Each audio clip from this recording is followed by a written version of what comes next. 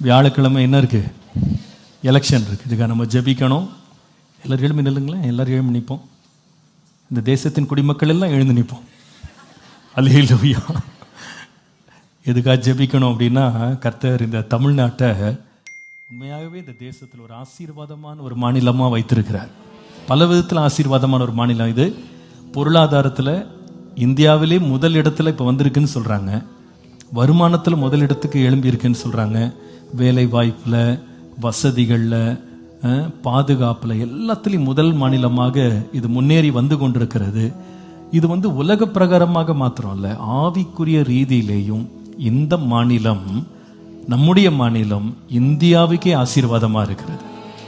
இந்தியாவிலேயே அதிகமான ஆலயங்கள் இந்த தமிழ்நாட்டில் தான் இருக்கு. இந்தியாவிலேயே மிகப்பெரிய தேவாலயங்கள், மிகப்பெரிய கூடுகைகள் நம்ம தமிழ்நாட்டில் தான் இருக்கு. அதுல ஒரு பெரிய ஆலயமாக இந்த தேசத்துக்கே கர்த்தர் நம்முடைய நிறுத்தி இருக்கிறார். அதுல நமக்கு ஒரு பெரிய பங்கு இருக்கு. பாருங்க, இது சின்ன விஷயம் இல்லை. இந்த மாநிலத்திலிருந்து இந்தியா முழுவதும் மிஷனரிகள் போய் தேவனுடைய சுவிசேஷத்தை அறிவிக்கிற கர்த்தர் கிருபை தந்திருக்கு. நேரடியாகவும் விசுவாசிகள் தமிழ்நாட்டில் கிறிஸ்தவ பணிகளால் ஆசீர்வதிக்கப்படுறாங்க. தேவனை அறியாத எத்தனையோ பேர் இந்த மாநிலத்தில் உள்ள ஹாஸ்பிட்டல்ஸ், ஸ்கூல்ஸ், ஹோம்ஸ், எத்தனையோ பொது சேவைகளால் கிறிஸ்தவம் இந்த மாநிலத்துக்கு ஒரு ஆசீர்வாதமாக மாறி இருக்கு. அதில் ரொம்ப முக்கியமானது என்னன்னா, இந்த மாநிலத்தில் இப்படிப்பட்ட தேவனுடைய பணிகள் நடப்பதற்கு ஒரு திறந்த வாசலை கர்த்தர் கிருபையா தந்திருக்கிறார். இந்த தேர்தல் இந்த வாசல் தொடர்ந்து திறந்தே இருக்கணும். நம்ம ஜெபிக்கணும். ஏன் திறந்திருக்கணும் அப்படின்னா, இந்த பணி இன்னும் தொடரணும், பெருகணும், கர்த்தருடைய ராஜ்யம் ஸ்தாபிக்கப்படணும். அல்லேலூயா. அதுதான் நம்ம நோக்கம். மற்றதெல்லாம் ரெண்டாவது, பொருளாதாரம் அதெல்லாம் மற்றவங்க பேசுவாங்க. நமக்கு தேவ ராஜ்யம் இந்த தேசத்தில் ஸ்தாபிக்கப்படுற அந்தியோகியா பட்டணம் போல சென்னை இருக்கு.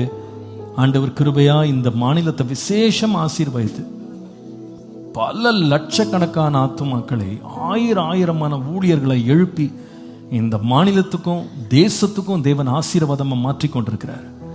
இதுக்கு இந்த எலெக்ஷன்லயும் ஒரு பங்கு இருக்குன்றதை மறந்துடாதீங்க. ஒரு பக்கம் நாம ஊழியங்கள் விஸ்தாரமாகிறதும் தேவனுடைய ராஜ்யம் கட்டப்படுறதும் மகிழ்ச்சியா இருந்தாலும், இது அழியணும், நிக்கணும், ஒழியணும்னு ஒரு திட்டமும் சதியும் எழும்பி கொண்டிருக்கிறதுன்றதை மறந்துடாதீங்க. இந்த எலெக்ஷன்ல தேவனுடைய நாமம் மகிமைப்பட்டு கர்த்தருடைய கரம் ஓங்கி நிக்கணும். விசுவாசிகளுக்கு நான் அன்பா சொல்லுவேன், எந்த கட்சிக்கு ஃபர்ஸ்ட் ஓட்டு போடணும் அது என்கிட்ட கேட்காதீங்க. ஆனா ஒரே ஒரு வார்த்தை மட்டும் சொல்லுவேன், உணர்ச்சி வசப்பட்டு எதையும் அமுத்திடாதீங்க, உணர்ந்து செய்யுங்க. ஞானமும் ஆலோசனை இருக்கணும். நாம எடுக்கிற தீர்மானம் தேவ ராஜ்யத்துக்கு விரோதமா இருக்கக்கூடாது. அதுல நிதானமா உணர்ந்து உங்களுடைய உரிமையை நீங்க பயன்படுத்தணும். உணர்ச்சி வசப்படாதீங்க. உணர்ச்சி வசப்பட்டீங்கன்னா எல்லாமே ஒன்றும் இல்லாமல் போயிடும். உணர்ச்சி வசப்படக்கூடாது. நீங்க உணர்ந்து செய்யுங்க. இதனுடைய முடிவு என்ன அப்படின்னு யோசிக்கணும். கர்த்தர் ஞானத்தை நமக்கும் தரணும், சுற்றி இருக்கிற ஜனங்களுக்கும் தரணும். தேவன் நியமித்தவர்களை தேவன் ஏற்படுத்தி இந்த தேசம் சமாதானமா தொடரணும். தொடர்ந்து தேவ ராஜ்யத்திற்கு பங்கம் விளைவிக்கிற எந்த ஒரு சட்டமோ செயலோ இந்த பகுதிக்குள்ளே வரக்கூடாது. அதுக்கு நம்ம ஜெபிக்கும் போது கர்த்தர் எல்லைகளை பாதுகாப்பார். இதுக்கு